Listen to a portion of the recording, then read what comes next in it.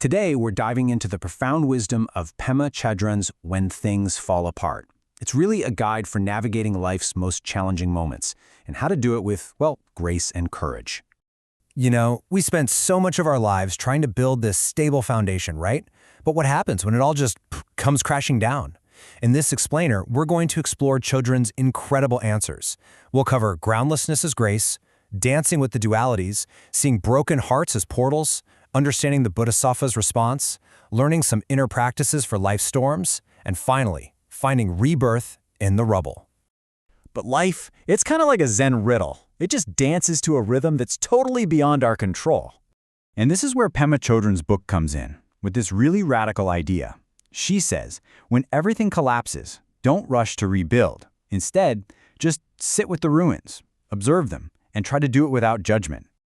Yeah, she invites us to consider that our brokenness isn't some kind of mistake, it's actually a moment of real possibility. She has this powerful quote, "The most difficult times for many of us are the ones we give ourselves."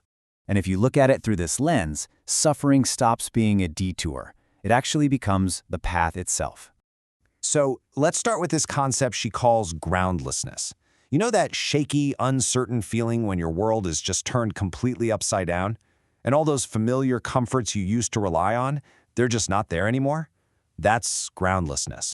But here's the thing, this is where real transformation is born. Instead of trying to numb the pain, Chödrön teaches us to just be present with it. Through practices like meditation and Tonglen, which is a compassion practice we'll talk about in a bit, we learn to connect with our experience instead of running away from it.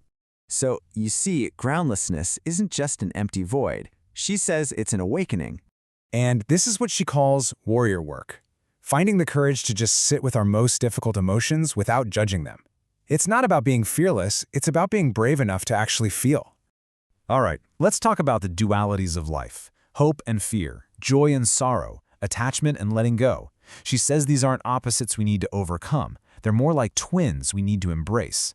Chödrön encourages this idea of radical openness. And what that means is allowing ourselves to feel everything, the good, the bad, even the unbearable, but with a sense of gentle curiosity, not harsh judgment.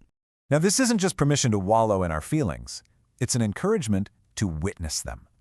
Because when we stop running from discomfort, we start to discover these layers of meaning hidden right inside it. And that's the goal, right? We stop labeling our experiences as good or bad and start seeing them for what they can be, seeds for compassion. There's something really poetic about how Chödrön views heartbreak. She doesn't see it as a failure, but as a doorway. I mean, pain has a way of just cutting through all our defenses, doesn't it? It humbles us. It reminds us of our shared humanity. And in that vulnerability, we find this incredible opportunity to connect with other people on a much deeper level. Chödrön teaches us to befriend our inner demons with love and compassion instead of always trying to banish them. When we welcome all the parts of ourselves, we can actually find a sense of inner peace. It's in these moments, she says, that we meet the vulnerable, honest truth of who we are.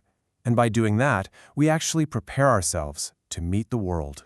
Next, Chödrön introduces this beautiful idea of the Bodhisattva. This is an enlightened being who actually chooses to remain in the world to help others. So it's a path of compassionate action, not hiding away in some solitary retreat. So the Bodhisattva doesn't run from suffering. They use it as a bridge, a way to connect with people, to uplift them and to understand them. And in our daily lives, this could be as simple as choosing kindness over defensiveness or curiosity over judgment. And the best part is, walking this path doesn't require you to be perfect. It just requires willingness and, maybe a little touch of grace. So how do we actually do this? Well, among the practices Chödrön gently proposes are a few key ones. First, there's Tonglen. This is that compassion practice I mentioned, where you visualize breathing in the pain of others and then breathing out relief. It's incredibly powerful for building empathy. Then, of course, there's mindfulness, just staying present with whatever is happening, without judgment. And finally, non-aggression, which means approaching our own messy thoughts and feelings with kindness instead of resisting them. And look, these aren't some complicated rituals just for monks. They're lifelines for anyone who's ever felt lost or bruised or just completely unsure of where to turn next. Ultimately, when things fall apart doesn't offer you salvation. What it offers is solidarity, a feeling that you're not alone in this.